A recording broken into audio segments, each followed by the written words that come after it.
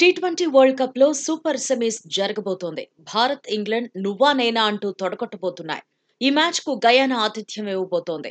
రెండు జట్లు ఫైనల్లో బరిలో దిగేందుకు వ్యూహాలను సిద్ధం చేసుకున్నాయి. అయితే టీమిండియా మాత్రం కసితో ఉంది.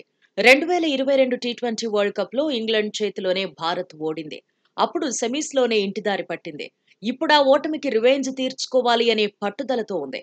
అప్పట్లో భారత జట్టుపై ఇంగ్లాండ్ 10 వికెట్ల తేడాతో గెలిచింది. ఆ చేదు జ్ఞాపకం టీమిండియాను ఇంకా వెంటాడుతోంది. గత వన్డే వరల్డ్ కప్ ఫైనల్లో ఆసీస్ చేతిలో కంగుతిన్న భారత్ టీ20 వరల్డ్ కప్ లో ప్రతీకారం తీర్చుకుంది. సూపర్ 8 దశలో కంగారూలపై పంజా విసిరింది.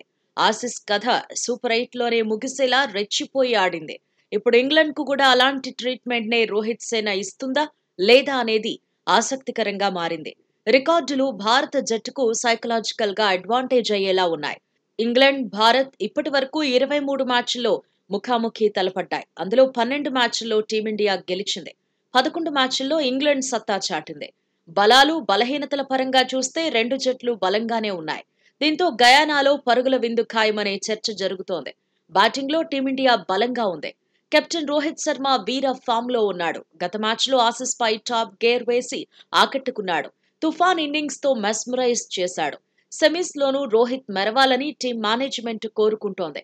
కోహ్లీ ఫామ్ మాత్రం టీమిండియాను కలవరపెడుతోంది. ఇప్పటి వరకు విరాట్ పెద్దగా ఇంపాక్ట్ చూపించలేదు. తన రేంజ్ ఆటను ఆడలేదు. అంచనాలను అందుకోవటంలో వెనకబడుతున్నాడు. గయానాలో టీమిండియాకు శుభారంభం అందడం కీలకం.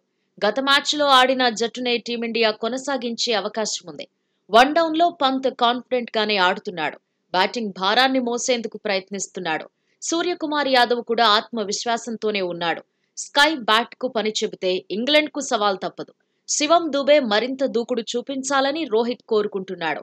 ఐపీఎల్ తో పోల్చితే హార్దిక్ పాండ్యా టచ్ లోకొచ్చాడు. తన వంతుగా టీమిండియాకు పరుగులు అందిస్తున్నాడు. జడేజా, అక్షర్ పటేల్ కూడా ఓ చెయ్యి వేస్తే టీమిండియాకు కలిసొస్తుంది. బౌలింగ్ లో భారత్ అద్భుతంగా ఉంది.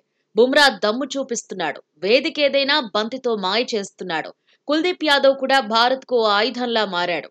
హర్షదీప్ సింగ్ సైతం నిలకడగా రాణిస్తున్నాడు. మూడో సీమర్ గా పాండ్యా మెరవాలని టీం మేనేజ్మెంట్ కోరుకుంటోంది. మరోవైపు ఇంగ్లాండ్ దూకుడు మీదే ఉంది.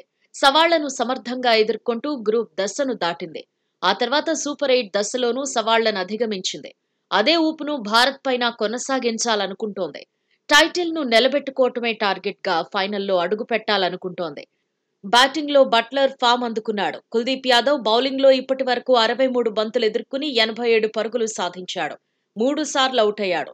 ఫిల్ సాల్ట్ కీలకంగా మారాడు. Bairstow, Livingstone, Sam Curran, Jofra Archer, Adil Rashid, Jordan పై బట్లర్ అంచనాలు పెంచుకున్నాడు. రెండో సినిమాకు వానగండం పొంచి ఉంది.